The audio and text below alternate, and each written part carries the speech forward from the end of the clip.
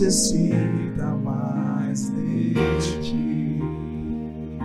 São dias em que o Senhor tem me pegado quando eu tento transferir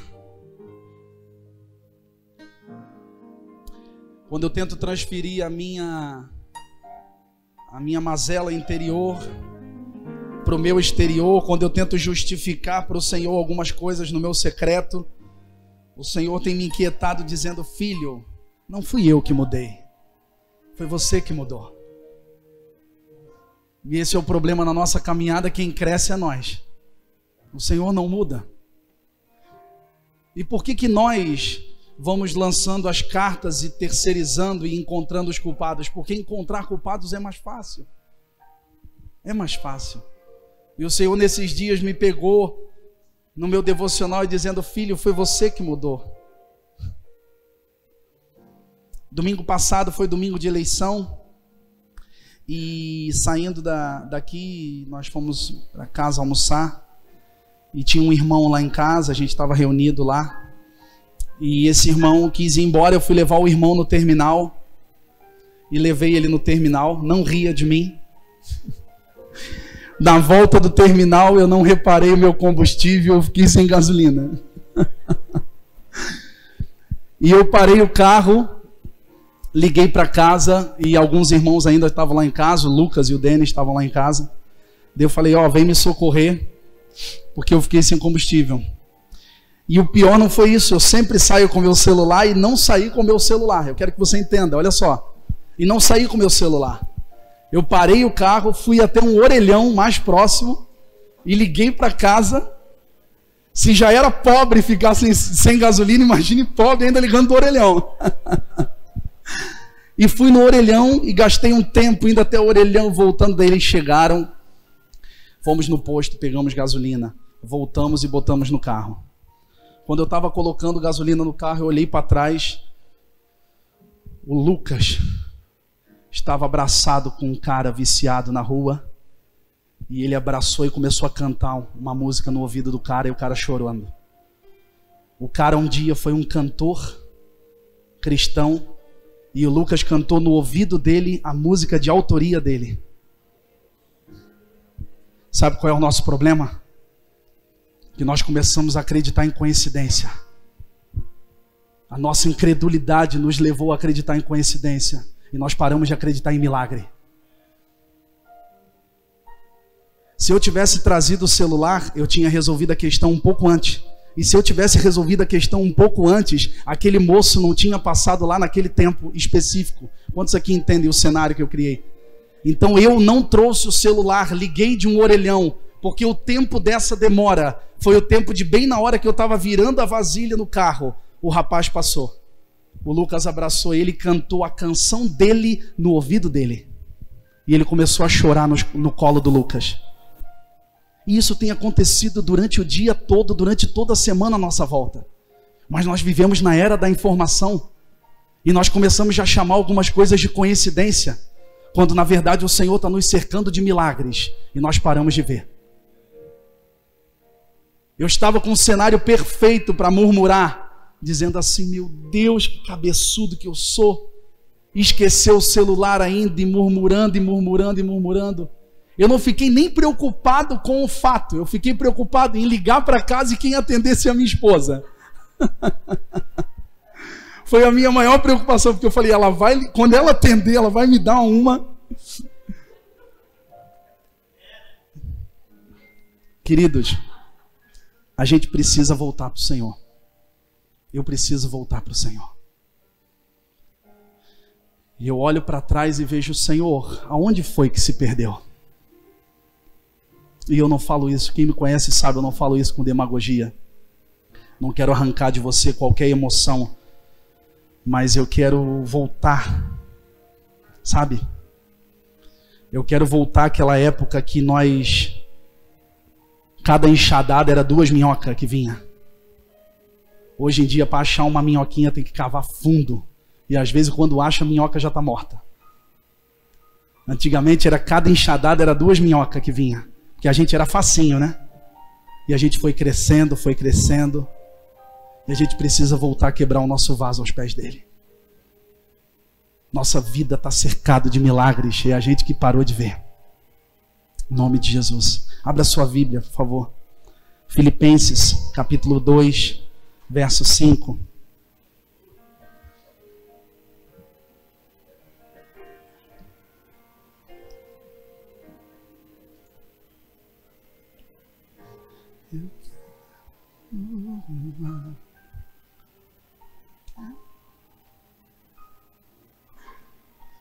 Eu quebro meu vaso, eu quebro meu vaso.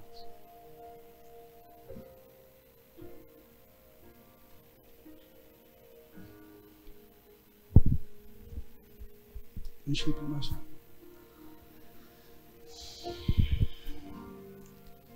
Filipenses capítulo 2, verso 5 diz assim: tende em vós aquele mesmo sentimento que houve também em Cristo Jesus. Havia um sentimento em Cristo que Paulo pede para que a gente tenha esse mesmo sentimento, o qual, subsistindo em forma de Deus, não considerou o ser igual a Deus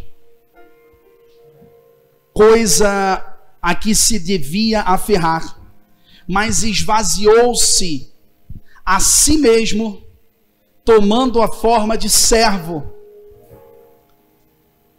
tornando-se semelhante aos homens,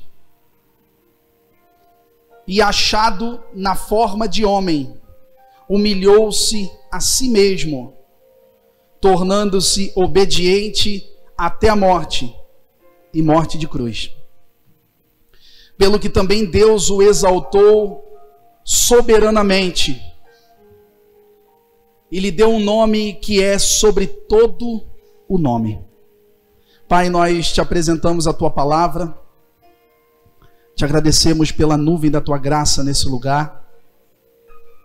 Continua, Deus, continua a arar a nossa terra, a remexer a terra dura, a terra infértil,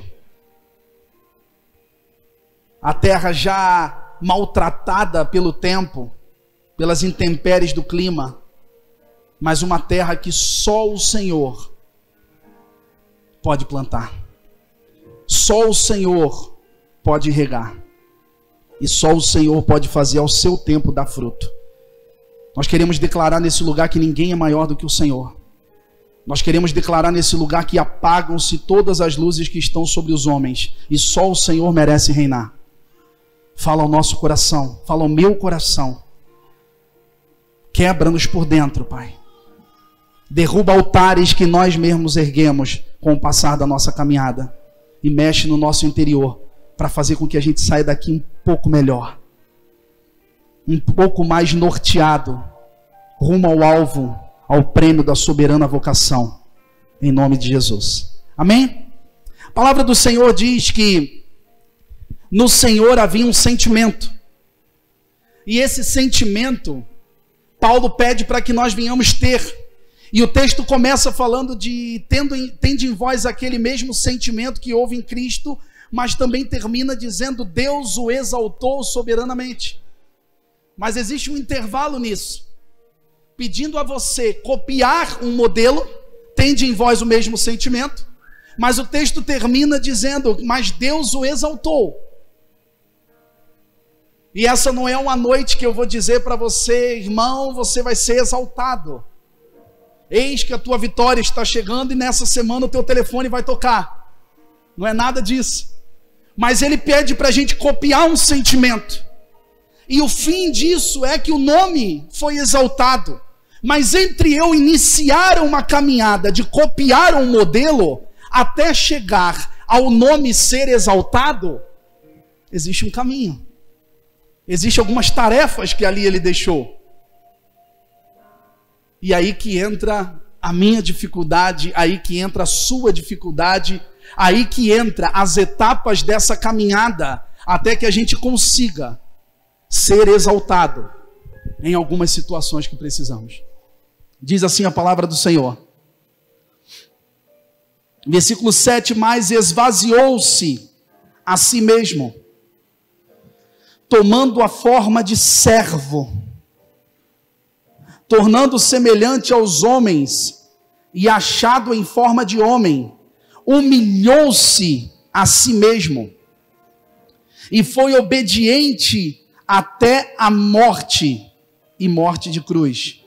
Aí sim, Deus o exaltou. Esvaziou-se, assumiu forma de servo, humilhou-se, obediente até a morte, e Deus o exaltou. Deus não exalta ninguém antes de você passar por um processo, porque são as etapas que te preparam. São as etapas que te preparam. São as etapas que me preparam.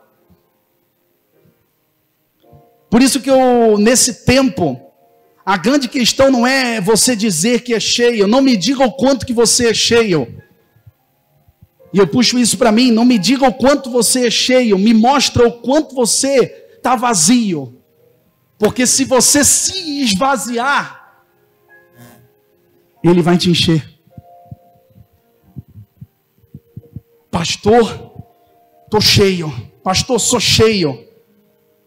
Me mostra o quanto você já se esvaziou, que eu te direi o quanto que você vai ser cheio. O problema nesses dias, meu irmão, você anda em conferências, você vai em lugares, o problema nesses dias não é encontrar gente cheia. Não é encontrar gente cheia. A dificuldade nesses dias é encontrar gente vazia. A maior dificuldade nesses dias é encontrar gente vazia. E não entenda esse vazio como um perdido, vazio, não. Porque a palavra fala esvaziou-se, ou seja, ele escolheu se esvaziar. E Deus o exaltou. Mas tende em vós o mesmo sentimento que houve em Cristo. Esvaziou-se, humilhou-se, assumiu a forma de servo e foi fiel até a morte. Algumas coisas não vêm sem processo, queridos. A gente lança algumas questões para o Senhor, como cristão que somos, a todo momento oramos, a todo momento expomos coisas diante do Senhor, mas deixa eu dizer uma coisa, o melhor do Senhor não está por vir, o melhor de Deus já veio e é Jesus. É como se fosse uma sociedade onde a parte dele já está pronta. A parte dele já está pronta. O problema não é estar cheio ou dizer que está cheio, o problema é estar disposto a esvaziar-se. Maior dificuldade desses dias não é ter potencial para ensinar, mas é ter coração para aprender. Maior dificuldade nesses dias é isso. Não é estar cheio para ensinar, mas ter coração de esvaziar-se para aprender. As etapas que nós enfrentamos à nossa volta têm esse papel. Cada etapa que você passa é um furinho para te esvaziar. E você passou mais uma situação e mais um furinho. O problema é que nós somos bons de remendo pra caramba, né? Cada furinho que ele faz para esvaziar nós remendamos. E ele quer que a gente se esvazie. Porque se eu me esvaziar, eu consigo ir para a próxima etapa, que é assumir forma de servo. Você nunca vai ver um servo cheio de razão. Você nunca vai ver um servo cheio de si. Para passar para a próxima etapa em ser servo, eu primeiro tenho que escolher me esvaziar-se. Não existe servo com razão.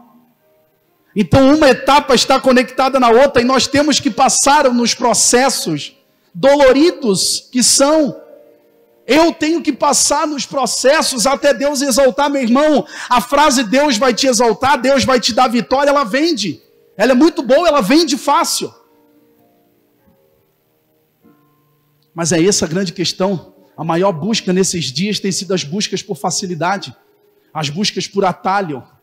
E não por ser fiel até a morte. E morte de cruz. Paulo fala em Filipenses que o Senhor estava cheio, mas ele escolheu esvaziar-se. E eu quero que você entenda, nós vamos a um texto que mostra que Jesus Cristo homem, estava cheio, e ele escolheu esvaziar-se. Em Filipenses, Paulo relata, e o texto que fala dessa história específica está em Mateus 26, verso 36.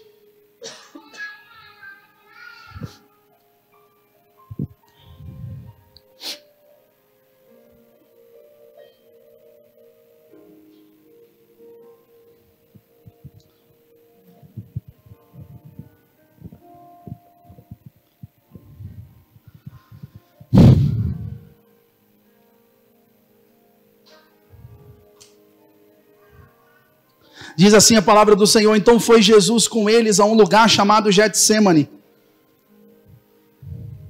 e disse aos seus discípulos: sentai-vos aqui, enquanto eu vou ali orar. E levando consigo Pedro e os 2 filhos de Zebedeu, começou a entristecer-se e a angustiar-se.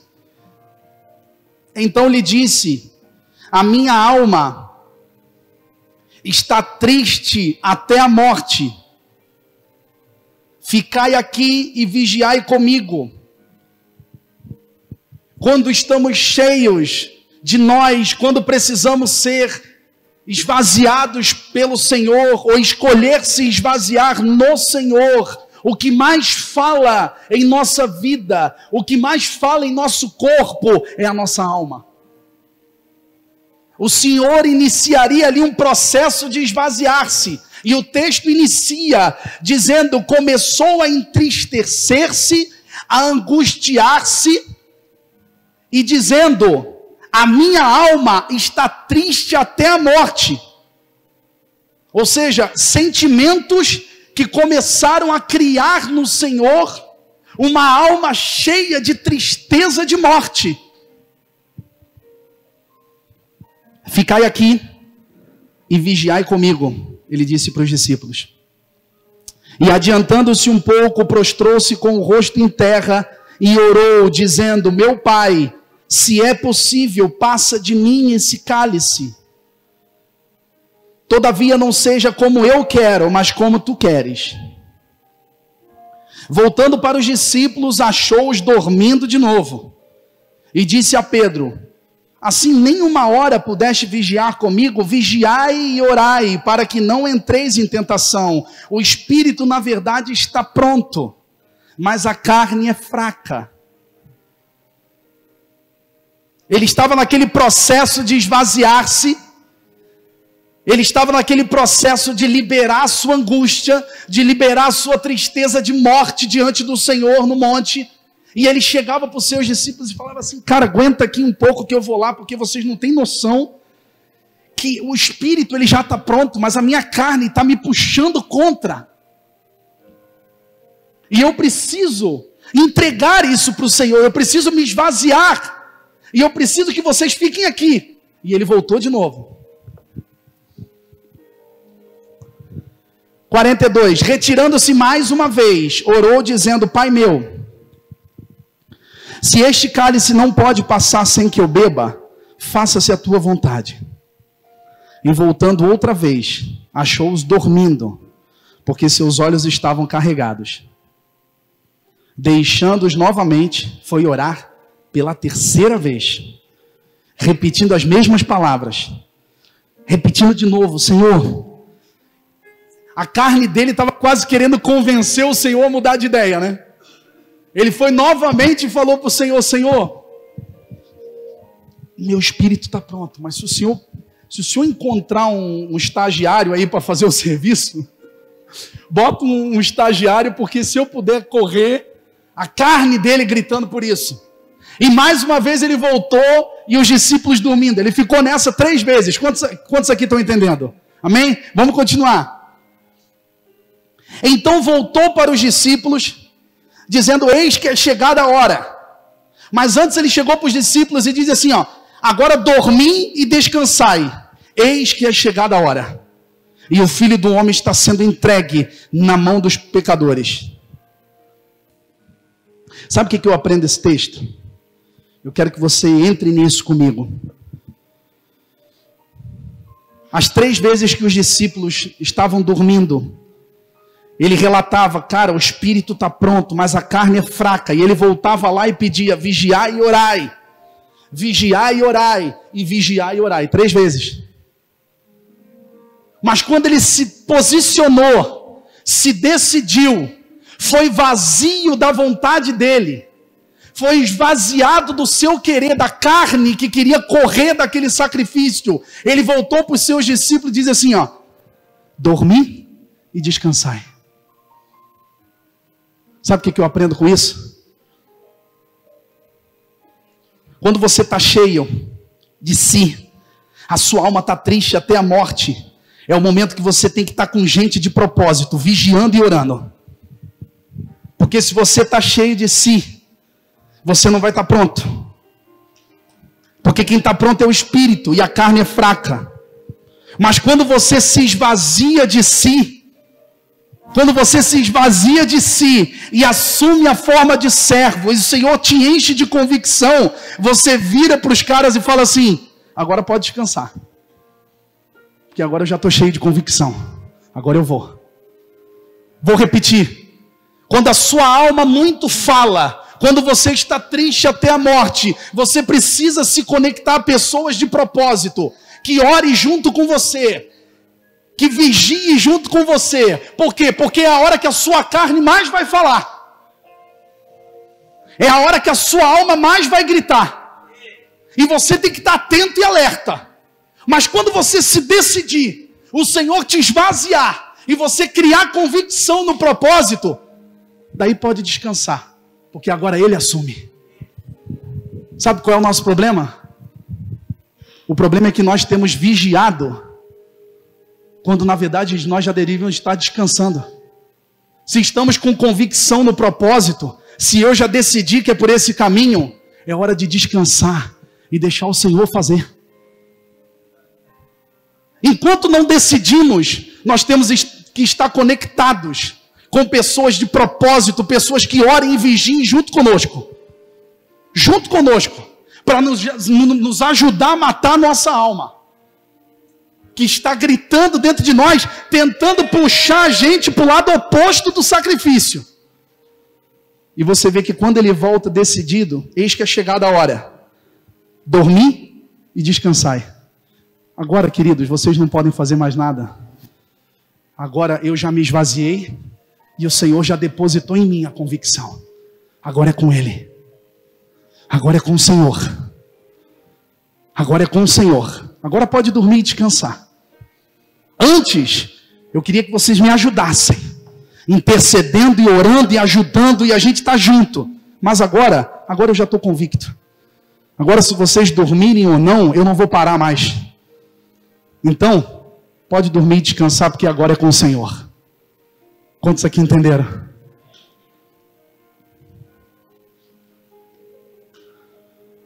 E esse processo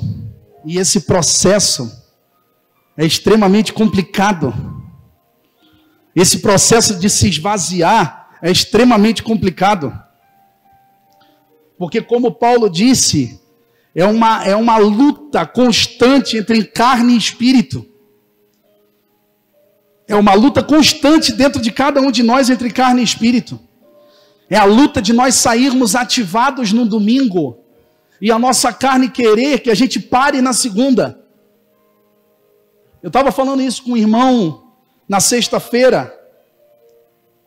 Querido, nós estamos vivendo os últimos dias. E não pense que Satanás está preocupado com as suas finanças. Está preocupado com a sua empresa. Satanás está preocupado com uma coisa: te roubar do céu. E tudo que ele fizer nesses dias, serão formas de distrair você no propósito eterno. Me distrair no propósito eterno. Então nós precisamos estar, enquanto não convictos, precisamos estar vigiando e orando e conectado a pessoas que vigiem e orem conosco. E quando entregarmos tudo ao Senhor, daí sim é hora de descansar. A gente precisa entrar numa maturidade e entender que o propósito eterno, ele cumpre uma outra agenda. Ele cumpre uma outra agenda. O Senhor não precisa me consultar para me dizer o que Ele vai fazer na minha vida. Ou o propósito dele é soberano, ou eu paro de pregar. E nós, quando eu digo nós, nós somos assim. Nós relutamos quando as coisas saem do nosso agrado, sem ao menos por um instante refletir na nossa semana que isso pode fazer parte de um propósito. Mas nós não paramos para refletir. Vem uma situação. Meu Deus, vou fazer um empréstimo. Vou. A gente não para refletir. Será que tudo não faz parte de um propósito? Por isso que eu digo que as informações colocaram em nós as coincidências e tiraram de nós o milagre. É complicado nos impressionar. É muito difícil nos impressionar.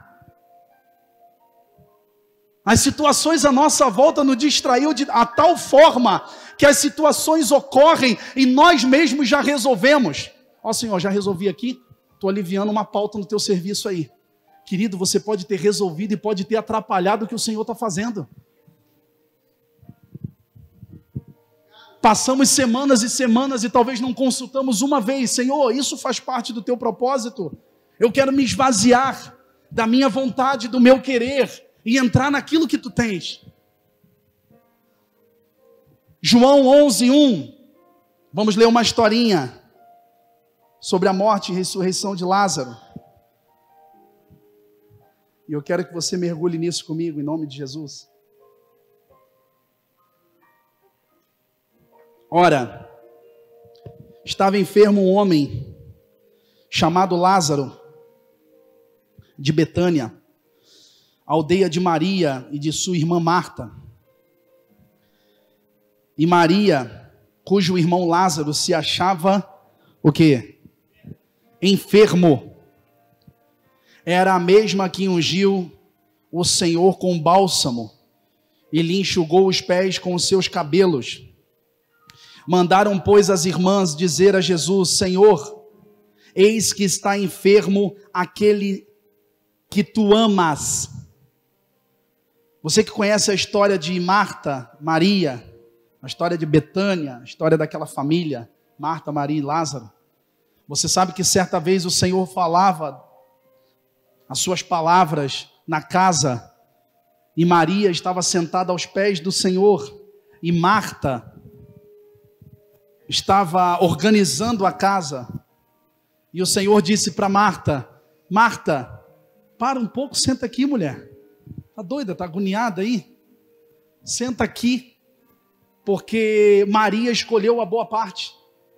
Ela escolheu a boa parte e não vos será tirada. Então, biblicamente falando, Marta e Maria representam dois modelos.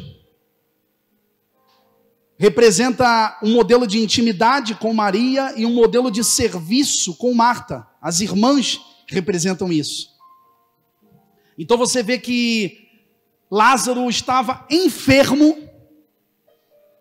Mandaram, pois, as irmãs dizer ao Senhor: eis que está enfermo aquele que amas. Eis que está enfermo aquele que amas. Marta e Maria, intimidade e serviço, apelando ao Senhor, dizendo assim: ó, está doente aquele que tu amas. Esse é o nosso problema muitas vezes.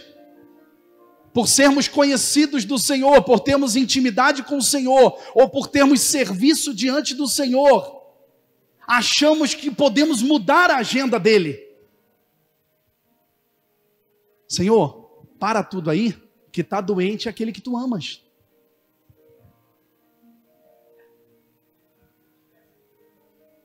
Nós não podemos mudar a agenda do Senhor, mesmo com intimidade, mesmo com serviço, O seu propósito é soberano. Marta e Maria representavam isso.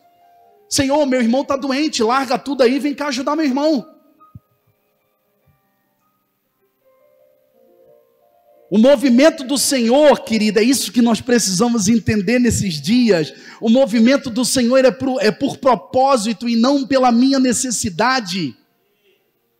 Por isso que é impossível entender a adversidade se não for pela ótica do propósito. Eu vou repetir. É impossível você entender a adversidade que você vive se não for pela ótica do propósito. É entender que naquilo há um propósito, senão vai ser impossível entender a adversidade. O serviço e a intimidade que elas tinham diante do Senhor, elas chegaram diante do Senhor dizendo assim: Senhor, aquele que tu ama está doente. Não entendendo a adversidade pela ótica de um propósito, que tudo aquilo poderia estar fazendo parte de um propósito. E nas nossas vidas, quando nós não colocamos esse binóculo, essa ótica de um propósito, nós não conseguimos analisar a adversidade. Se nós olharmos, é como se fosse uma lente.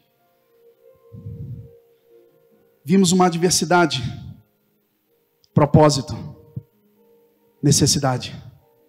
Propósito, necessidade. Você entende isso? Você não consegue visualizar a adversidade à sua volta sendo um propósito se você não botar uma luneta, uma lupa de um propósito eterno nisso. A adversidade à sua volta, se você tira, é uma extrema necessidade. Senhor, eu faço na tua casa. Senhor, eu tenho necessidade e o filho aqui que tu amas está doente. Em vez de clamar ao Senhor, sendo eu íntimo ou serviçal ou servo dele, poderia eu pegar uma lente de propósito e começar a analisar que a adversidade que eu vivo faz parte de algo precioso que o Senhor está querendo fazer. Mas é impossível entender isso se não for pela ótica de um propósito. E o texto continua no versículo 4. Vamos caminhar. Quem está entendendo até aqui? Em nome de Jesus. Jesus, porém, ao ouvir isto, disse: essa enfermidade não é para a morte, mas para a glória de Deus, para que o Filho de Deus seja glorificado por ela. Ué, não é para a morte, mas o cara morreu? Essa enfermidade não é para a morte, mas para a glória de Deus. E o cara morreu.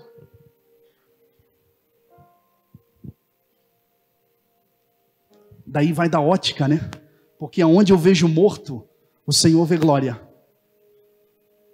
Por isso que é impossível entender algumas coisas se não for com os óculos do propósito. Aonde eu vejo morte, o Senhor vê glória. Essa enfermidade não é para a morte, é para a glória. Mas o cara morreu.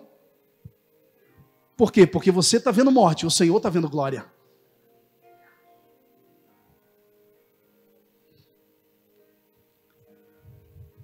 Então, vamos pular para o versículo 11.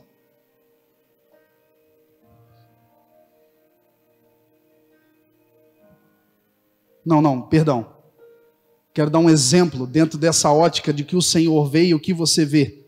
É Juízes capítulo 6, versículo 11. Olha isso. A enfermidade não é para a morte, é para a glória.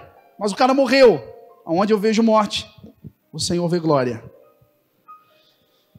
Juízes 6, 11 diz assim: então o anjo do Senhor veio, sentou-se debaixo do carvalho que estava em Ofrá, que pertencia a Joás a Biesrita, cujo filho Gideão estava malhando trigo no lagar para se esconder dos midianitas. O homem estava malhando trigo no lagar para se esconder dos midianitas. Alguém que malha um trigo no lagar escondido de um povo, ele está com o quê?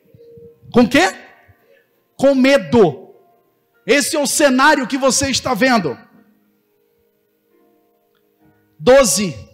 Apareceu-lhe então um anjo do Senhor e lhe disse: o Senhor é contigo, Gideão, ó homem valente. O cara estava escondido, malhando trigo no lagar. Vem um anjo, vira para ele e fala: o Senhor é contigo, ó Gideão, homem valente. Outras versões falam: ó Gideão, homem valoroso.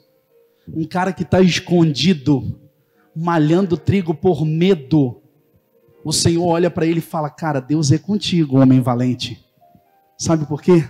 Porque aonde eu vejo morte, o Senhor vê glória. Aonde eu vejo medo, o Senhor vê valentia. Aonde eu vejo medo, o Senhor vê valentia. Então é impossível eu querer entender a movimentação à minha volta sem eu colocar os óculos do propósito. Se eu não colocar esses óculos, as adversidades vão ser para sempre necessidades. Agora, quando eu coloco, eu entendo que as adversidades fazem parte de um propósito. Porque eu escolho ver como o Senhor está vendo. Eu escolho ver como o Senhor está vendo.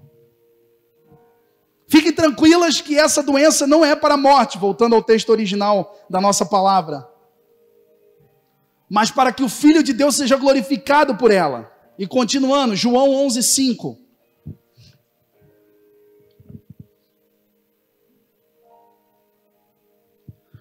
Ora, Jesus amava Marta, e a sua irmã, e a Lázaro.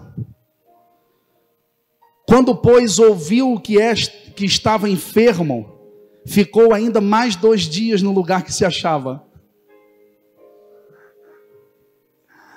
Eu digo uma coisa para você sem medo de errar. Se Paulo abrisse uma igreja, ninguém frequentaria a igreja dele hoje. Porque aonde o cara pisava, o navio naufragava. Aonde ele pisava, ele era preso. Se Jesus hoje abrisse uma igreja, não teria muitos membros, porque ele amava a Marta, a sua irmã e a Lázaro. Quando, pois, ouviu que estava enfermo, foi para outro lugar e se demorou mais 2 dias ainda. Rapaz, não prega sobre amor? Não prega sobre mesa? E está aí se desviando de mim?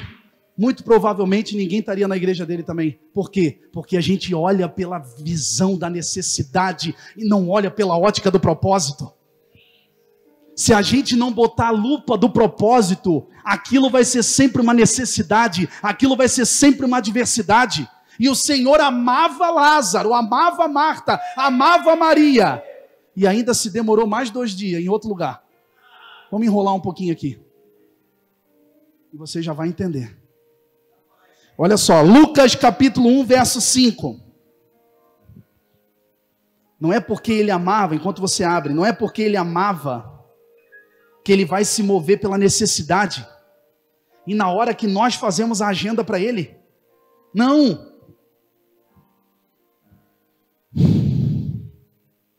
Lucas capítulo 1, verso 5.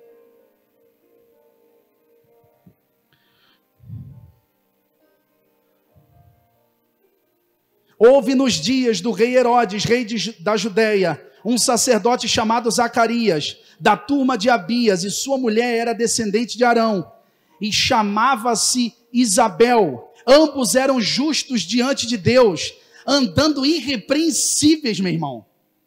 Talvez nem eu e você chegamos nesse nível ainda. Ambos eram justos diante de Deus, irrepreensíveis em todos os mandamentos e preceitos do Senhor, mas não tinham filhos, porque Isabel era estéril. O propósito do Senhor é soberano, meu amigo. Ou a gente entende, ou a caminhada cristã vai ser extremamente dolorosa. Os caras eram irrepreensíveis diante do Senhor, fiéis em todos os mandamentos, e não tinham o que queria, que era filhos. Rapaz, que Deus injusto esse. Por quê? Porque a nossa ótica é a ótica da necessidade. Mais tarde esse casal veio a ter um filho pontual na história bíblica. Um filho a qual prepararia os caminhos para o Senhor. Não é um qualquer filho. Eles foram pais de João Batista. Se fosse hoje, nós teríamos adotado, nós teríamos feito alguma coisa, nós teríamos ajeitado, como Jacó fez em dar criada para Raquel dormir e ter um filho. Não, já que eu não sou estéril, vamos ajeitar aqui para ter. A gente teria arrumado um jeito, porque a gente gosta de se meter na agenda de Deus. Mas eles eram justos, irrepreensíveis, fiéis em todos os mandamentos e não tinham o que queriam. Querido, você não vai ter o que quer sempre. Salomão estava em crise, no fim da sua caminhada ele diz assim: eu vou parar, senão eu vou ficar doido. E Salomão disse assim: porque nem sempre os mais rápidos vencem a corrida, nem sempre os mais velozes são os que ganham. Tem coisas que se você tentar entender, você vai endoidar, meu irmão. Ou nós começamos a entender pela ótica de um propósito soberano, ou a gente vai ficar sempre em crise na nossa caminhada, avançando 2 e recuando 3, avançando 2 e recuando 3. Nós precisamos caminhar. Nós precisamos caminhar. E não tinham filhos. E não tinham filhos. A palavra do Senhor fala. Porque há uma grande... É isso que nós precisamos entender. Por quê? Por que nós precisamos colocar essa ótica e entender o que o Senhor está querendo movimentar? Porque há uma grande diferença. Há uma grande diferença entre o que eu quero e o que eu preciso. Há um grande abismo entre o que eu quero e o que eu preciso. Mas sabe qual é o pior disso tudo? Isso é muito fácil de entender. Mas sabe qual é o pior?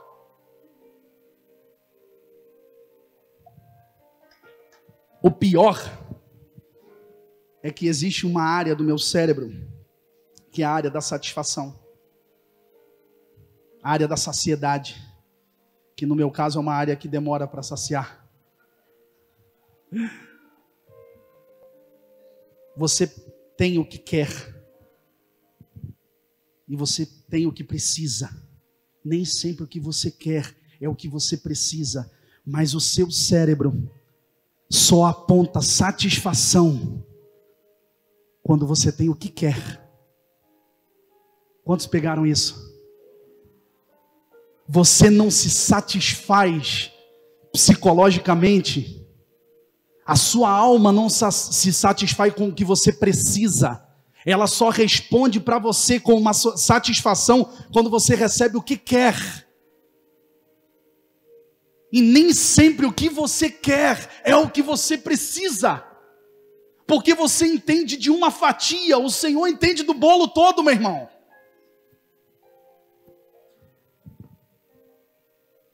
Olha só, Atos capítulo 3, verso 1. Para a gente caminhar. Diz assim: Pedro e João subiam ao templo à hora da oração, a 9. E era carregado um homem coxo de nascença, o qual todos os dias punham à porta do templo chamada Formosa, para pedir esmola aos que entravam. Ora, vendo ele a Pedro e a João, que iam entrando no templo, pediu que lhe desse uma esmola. E Pedro e João, fitando os olhos nele, disse: olha para nós. E ele os olhava atentamente, esperando receber deles alguma coisa. Queridos, nós somos ruins. Nós somos muito ruinzinhos. Eu sou péssimo. Porque nós fitamos os olhos fixos no Senhor, esperando receber do Senhor alguma coisa. Mas o texto anterior fala o seguinte: ele estava na porta do templo pedindo o quê? Pedindo o quê? Esmola. Então quando ele fixa os olhos naqueles apóstolos, o que ele esperava receber dos homens? Esmola. Que é o que ele estava ali pedindo. Disse-lhe Pedro: não tenho prata nem ouro, mas o que eu tenho, isto eu te dou, em nome de Jesus Cristo Nazareno, anda. Nisso, tomando pela mão direita, o levantou. Imediatamente os seus pés se firmaram, e dando ele um salto, pôs-se em pé. Começou a andar e entrou com eles no templo, andando, saltando e louvando a Deus. A Bíblia fala, os pés imediatamente se firmaram, e dando um salto, pôs-se em pé. Meu irmão, são dias que você vai precisar definir o que quer ou o que precisa, o que espera ou o que precisa. Mas você tem que entender que a esmola para aquele homem ia deixar ele feliz, mas a cura deixou ele de pé. Você precisa escolher nesses dias se o que você quer é ficar feliz ou ficar de pé, porque talvez as duas coisas não vai ser possível. Por quê? Porque a sua felicidade está ligada à satisfação, à saciedade, e você só vai ficar feliz e satisfeito quando receber o presente com um lacinho da cor que você pediu, e nem sempre o Senhor vai te dar. Por quê? Porque Ele não olha o que você quer, Ele olha o que você precisa. O que você quer te deixa feliz, mas o que você precisa vai te deixar de pé. Essa é a diferença. Aquele homem não recebeu o que queria, não ficou feliz, porque ele queria era dinheiro, era esmola. Mas o Senhor deu a ele através dos apóstolos, colocando ele de pé.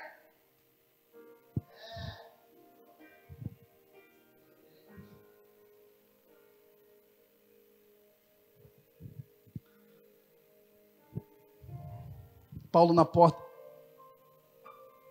porta do templo, Pedro e João, o homem pede ouro e recebe cura. Nem sempre o que eu quero é o que eu preciso, querido. Temos recebido o que precisamos e não estamos ficando satisfeitos. Por quê? Por quê? Nós estamos recebendo o que precisamos e não ficamos satisfeitos. Por quê? Porque a nossa alma quer se ser satisfeita em nossas demandas, em nossas necessidades, e na hora que nós chamamos ainda, Senhor, Tu ama meu irmão, Tu ama minha irmã e Tu me ama. Está doente aquele homem que Tu ama, então vai lá. Beleza, vai indo que eu vou me enrolar 2 dias aqui ainda. Não é na nossa hora, não é na hora que a gente quer. E olha que é difícil para mim falar que a maior aberração que eu já vi quando eu tinha 13 anos de idade, eu já visitei lugares evangélicos que parte da oração é bater no chão e dizer: Senhor, eu determino. Quem é você para determinar a agenda do Senhor? Eu determino.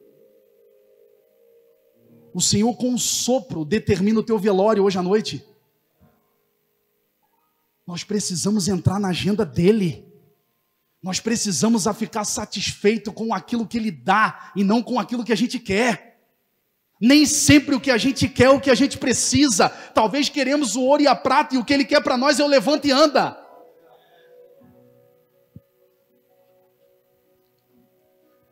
E o texto continua. Vamos voltar à história original para a gente encerrar. João 11:20 diz assim: Marta, pois, ao saber que Jesus chegava, saiu ao encontro. Maria, porém, ficou sentada em casa. Disse, pois, Marta a Jesus: Senhor, se tu tivesses aqui, meu irmão não teria morrido. Ou seja, se o Senhor tivesse aqui, ou seja, o Senhor estava no lugar errado. Tu entende?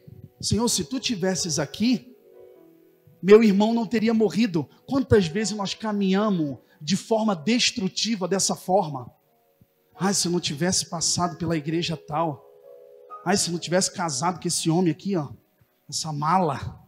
Ah, se eu não tivesse me mudado para Blumenau. Ah, se eu tivesse ainda em Jaraguá do Sul. Ah, se eu não tivesse vendido a empresa. Meu irmão, não é você que faz a agenda, é o Senhor. Senhor, se o Senhor tivesse aqui, meu irmão não tinha morrido. Ou seja, em outras palavras, Senhor, o Senhor está no lugar errado. O Senhor nunca está no lugar errado, querendo fazer a agenda do Senhor. Se o Senhor tivesse aqui, meu irmão não teria morrido. E a gente fica no, ai, se assim fosse diferente, e esse se está atrasando a gente, sabe? Está atrasando a gente, porque a gente não está desfrutando daquilo que o Senhor moveu. Meu irmão, tudo que você passou foi para te trazer até aqui, querido. Acabou, sabe? Parece que todo culto a gente joga a chave da porta do passado fora. E na porta nós já pegamos a chave do passado. Por quê? Porque é um ambiente gostoso. É um ambiente tipo de gatinho, fofinho. É um ambiente que eu fico, sabe? Vamos caminhar, vamos embora. Tem muita coisa para a gente fazer na cidade. E se o Senhor errou? O Senhor errou com Lázaro. O Senhor estava no lugar errado. É isso que você está querendo dizer para mim na passagem? Ele estava no lugar errado? Não, é que ele não acompanha a sua agenda. É isso. E continua dizendo assim. E sabe qual é a questão? Olha só. O atraso. Olha aqui. O atraso.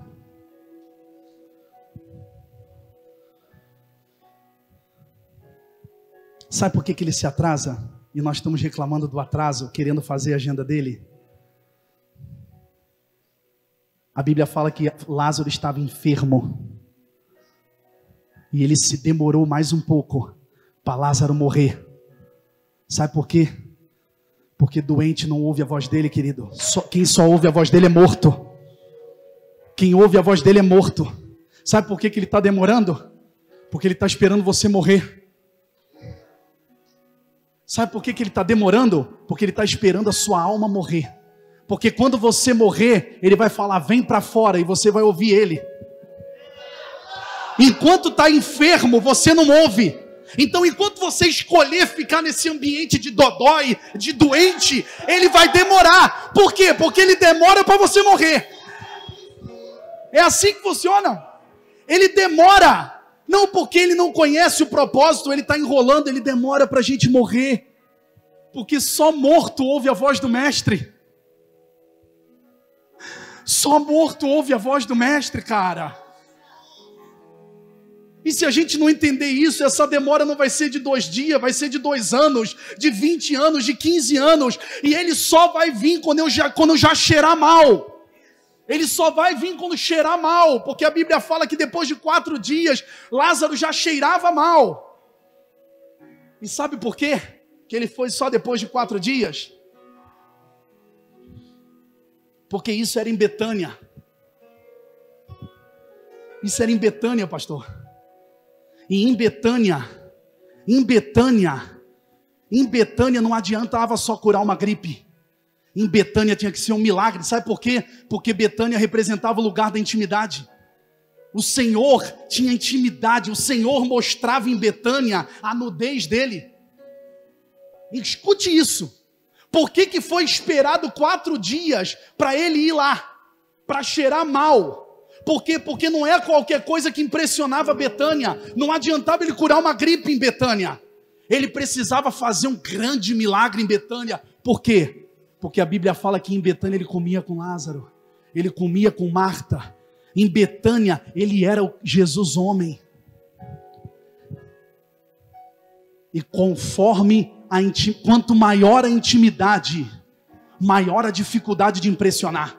Sabe qual é a pessoa nessa noite mais difícil de impressionar com essa palavra? A minha esposa, porque ela conhece a minha intimidade. É muito fácil você ligar o YouTube e se impressionar com uma palavra no YouTube e dizer assim, ai que tremendo, vem aqui olhar a intimidade, o meu defeito, a falha do pessoal daqui e depois se impressione. Porque em Betânia não adianta você curar uma gripe, em Betânia você tem que esperar cheirar mal. Por quê? Porque quanto maior a intimidade, maior a incredulidade. Quantos entendem isso? Quanto mais íntimo, mais incrédulo porque eu falo. Quanto mais íntimo, mais incredulidade você terá pelo que eu falo. Por isso que quando as pessoas chegam nesse lugar dizendo assim, pastor, eu estou encantado com esse lugar. Daí eu digo assim, então espera um pouquinho. Porque o encanto vai acabar e você vai começar a ver que nós somos ser humano. Fazemos cocô e xixi igual a qualquer um. Toda semana eu penso em desistir, meu irmão. Mas maior é o que está em nós do que o que está no mundo. Ou a gente entende ou a gente vai parar. E eu quebrei o negócio aqui, ó. Já estava quebrado mesmo, só estava colado aqui. Sabe? Desculpa te falar, mas toda semana a gente pensa em parar, tá? Em Betânia não adiantava curar uma gripe. O que aconteceu? Foi com Lázaro? Sou assim com Lázaro.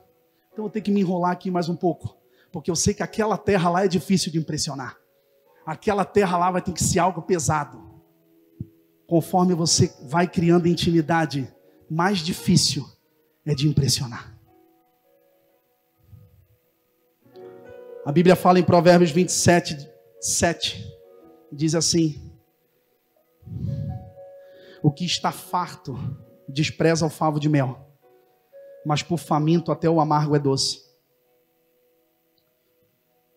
O que está farto despreza o favo de mel, mas para o faminto todo o amargo é doce. Faça uma autorreflexão nessa noite. Se o favo de mel que ficou amargo, ou você que já ficou muito farto e é difícil para tocar em você. Porque para o faminto, meu irmão, até o amargo é doce. A alma farta vai pisando nas doçuras que o Senhor vai dando pelo caminho, porque já está farto, já está muito bom. Não fale o quanto você é cheio, mostre-me o quanto que você já se esvaziou, que daí eu vou dizer o quanto o Senhor vai te encher. Esvaziou-se a si mesmo, assumindo a forma de servo, sendo fiel até a morte, e morte de cruz, e então Deus o exaltou soberanamente. Queridos, deixa eu te dizer uma coisa.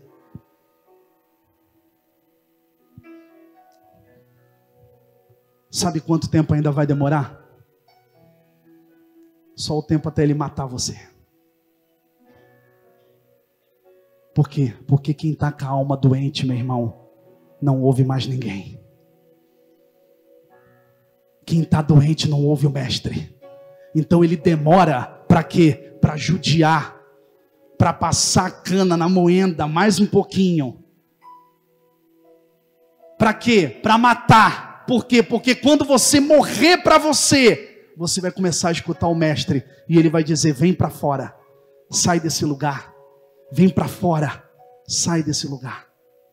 A alma farta pisa o favo de mel, mas para o faminto até o amargo é doce. Talvez não foi o favo de mel que mudou, é eu que já estou muito farto. Fique de pé no seu lugar, querido, eu quero orar por você.